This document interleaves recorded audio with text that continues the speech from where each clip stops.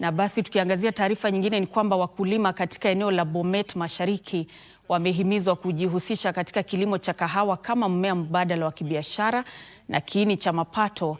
Afisa wa hazina ya bidhaa Moses Maritim alisema kuwa Bomet inaibuka kuwa eneo ambako kahawa inaweza kukuzwa, huku wakulima wakitumia mimea hiyo ya kibiashara ili kuimarisha riziki zao. Kahawa ni mmojawapo wa mimea muhimu ya kibiashara humu nchini, huku ikikuzwa katika kaunti 33 na kuhimili takriban familia milioni 1.5 kwa njia ya moja kwa moja na isiyo ya moja kwa moja. Yamkini, 70% ya kahawa inayozalishwa humu nchini huzalishwa na wakulima wenye mashamba madogo madogo kupitia vyama vya ushirika.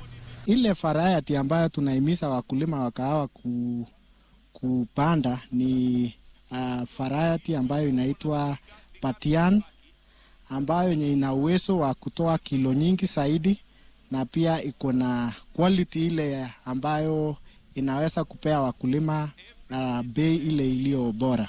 Huku uzalishaji kahawa ukienea hadi kwenye maeneo mapya, Bomet sasa inatambulika kuwa eneo linalochipuza la ukuaji wa zao hilo katika eneo hilo. Tunajaribu kuwaelezea wakulima wakuze kahawa kwa wingi na huwa tunasaidia kwa njia namna mbalimbali.